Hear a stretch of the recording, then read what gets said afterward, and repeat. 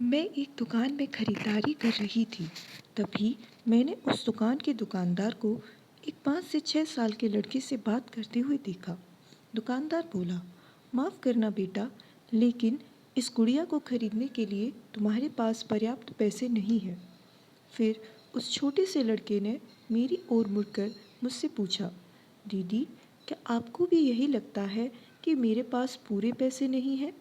मैंने उसके पैसे गिने और उससे कहा, हाँ बेटे, यह सच है कि तुम्हारे पास इस गुड़िया को खरीदने के लिए पूरे पैसे नहीं हैं। वह छोटा सा लड़का अभी भी अपने हाथों में गुड़िया थामे हुए खड़ा था।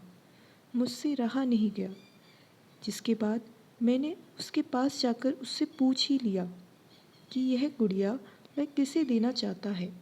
इस पर उसने जवाब दिया कि वह ये गुड़िया अपनी बहन को देना चाहता है। उसकी बहन को ये गुड़िया बहुत पसंद थी और उसके जन्मदिन के लिए वह उसे उपहार में देना चाहता है। यह गुड़िया पहले मुझे मेरी मम्मी को देनी है, जो कि बाद में जाकर मेरी बहन को दे देंगी। यह कहते कहते उसकी आंखें नम हो गई थी। मेरी बहन भगवान के घर गई है और मेरे पापा कहते हैं कि मेरी मम्मी भी जल्दी भगवान से मिलने जाने वाली है। तो मैंने सोचा कि क्यों ना वो इस गुड़िया को अपने साथ ले जाकर मेरी बहन को दे दें। मेरे दिल को बहुत बड़ा धक्का लगा। उसने ये सारी बातें एक सांस में ही कह डाली और फिर मेरी ओर देखकर बोला, मैंने पापा से कह दिया है कि मम्मी से कहना कि वो अभी ना जाए, वो मेरा दुकान से लौटने तक का इंतज़ार करें। फिर उसने मुझे एक बहुत प्यारा सा फ़ोटो दिखाया जिसमें वह बहुत ज़्यादा ही खुश था। इसके बाद उसने मुझसे कहा, मैं चाहता हूँ कि मेरी मम्मी मेरा ये फ़ोटो भी अपने साथ ले जाए ताकि मेरी बहन मुझे भूल नहीं पाए। मैं अपनी मम्मी से बहुत प्यार करता हूँ और मुझे नहीं लगता कि वो मुझे ऐसे छोड़ने के लिए राज़ी होंगी। पर पापा कहते हैं कि उन्हें मेरी छोटी बहन के साथ रहने के लिए जाना ही पड़ेगा। इसके बाद फिर से उसने उस गुड़िया को गमगीन आँखों से खामोशी से देखा। मेरे हाथ जल्दी से अपने पर्स तक पहुँचे और मैंने उससे कहा, चलो एक बार और गिनती करके देखते हैं कि तुम्हारे पास गुड़िया के लिए पर्याप्त पैसे हैं या नहीं। उसने कहा, ठीक है, पर मुझे लगता है मेरे पास पूरे पैसे हैं। इसके बाद मैंने उससे नज़रें बचाकर कुछ पैसे उसमें जोड़ दिए और फिर हमने उन्हें गिनना शुरू किया। ये पैसे उसकी गुड़िया के लिए काफ़ी थे या नहीं थे, और कुछ पैसे बच भी गए थे। छोटे से लड़के ने कहा, भगवान का लाख लाख शुक्र है मुझे इतने सारे पैसे देने के लिए। फिर उसने मेरी ओर देखकर कहा कि मैंने कल रात सोने से पहले भगवान से प्रार्थना की थी कि मुझे इस गुड़िया को खरीदने के लिए पैसे दे देना ताकि मम्मी इसे मेरी बहन को दे सके, और भगवान ने मेरी बात सुन ली।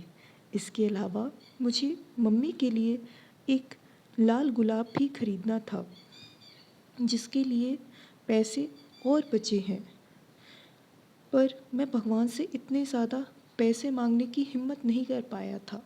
पर भगवान ने तो मुझे इतने पैसे दे दिए हैं कि अब मैं गुड़िया के साथ साथ एक लाल गुलाब भी खरीद सकता हूँ। मेरी मम्मी को लाल गुलाब बहुत पसंद है। फिर हम वहाँ से निकल गए। मैं अपने दिमाग से उस छोटे से लड़के को नहीं निकाल पा रही थी।